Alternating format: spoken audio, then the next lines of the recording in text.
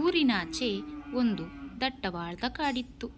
ಅದೇ ಕಾಡಿನಲ್ಲಿ ಹಲವಾರು ಪ್ರಾಣಿ ಪಕ್ಷಿಗಳು ವಾಸವಾಗಿದ್ದವು. ಅಲ್ಲಿಯೇ ಒಂದು ಬುದ್ಧಿವಂತ ಕಾಗೆಯೂ ಸಹ ವಾಸವಾಗಿತ್ತು.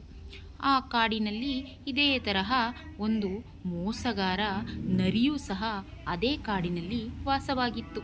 ಒಂದು ದಿನ ಕಾಗೆಯು ಒಂದು ದಿನ ಆಹಾರವನ್ನು ಅರಸಿಕೊಂಡು ಊರಿನ ಕಡೆಗೆ ಹಾರಿಕೊಂಡು ಹೋಯಿತು. ಊರಲ್ಲೆಲ್ಲ ಸುತ್ತಾಡಿ ಹಾರುತ್ತಾ ಆಹಾರಕ್ಕಾಗಿ ಹುಡುಕುತ್ತಿತ್ತು. ಆಗ ಒಂದು ಮರದ ಮೇಲೆ ನೋಡಿ ಒಂದು ಮನೆಯ ಮೇಲೆ ಕುಳಿತುಕೊಂಡಿತು. ಒಂದು ಮನೆಯ ಮೇಲೆ ನೋಡುತ್ತಾ ಇದ್ದಾಗ ಅಲ್ಲಿ ಒಂದು ಅಜ್ಜಿ ರೊಟ್ಟಿಯನ್ನು ಸುಡುವುದನ್ನು ನೋಡಿತು.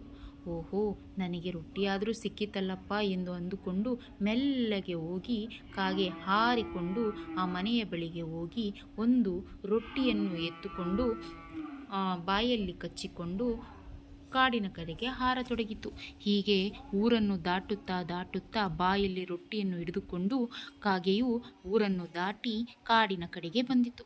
ಕಾಡಿನಲ್ಲಿ ಹುಡುಕಿ ಒಂದು ಮರದ ಮೇಲೆ ಕುಳಿತುಕೊಂಡು ರೊಟ್ಟಿಯನ್ನು ತಿನ್ನಲಾರಂಭಿಸಿತು. ಇದನ್ನು ಕಂಡ ನರಿಯು ಮೆಲ್ಲಗೆ ಕಾಗೆಯ ಬಳಿಗೆ ಬರಲು ಆರಂಭಿಸಿತು. ಬಂದೊಡನೆ ಕೆಳಗೆ ಕುಳಿತುಕೊಂಡು, ಕಾಗಕ್ಕ, ನೀನು ಎಷ್ಟು ಚೆನ್ನಾಗಿ ಹಾಡು ಹೇಳುತ್ತೀಯಾ, ನನಗಾಗಿ ಒಂದು ಹಾಡನ್ನು ಹೇಳುತ್ತೀಯಾ ಎಂದು ಪುಸಲಾಯಿಸಿತು. ಇದನ್ನು ಕಂಡ ಕಾಗೆಯು ಬುದ್ಧಿವಂತಿಕೆಯಿಂದ ರೊಟ್ಟಿಯನ್ನು ತನ್ನ ಕೈಯಲ್ಲಿ ರೊಟ್ಟಿಯನ್ನು ಹಿಡಿದುಕೊಂಡು ಕೂಗಲು ಕಾ ಕಾ ಕಾ ಕಾ ಎಂದು ತನ್ನ ಭಾಷೆಯಲ್ಲಿ ಹಾಡನ್ನು ಹೇಳಲು ಆರಂಭಿಸಿತು.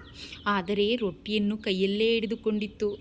ಇದನ್ನು ಕಂಡ ನರಿಯು ನನಗಿನ್ನೇನು ಸಿಗುವುದಿಲ್ಲ ಅಂದುಕೊಂಡು ಪೆಚ್ಚು ಮೊರೆ ಹಾಕಿಕೊಂಡು ಹೋಯಿತು.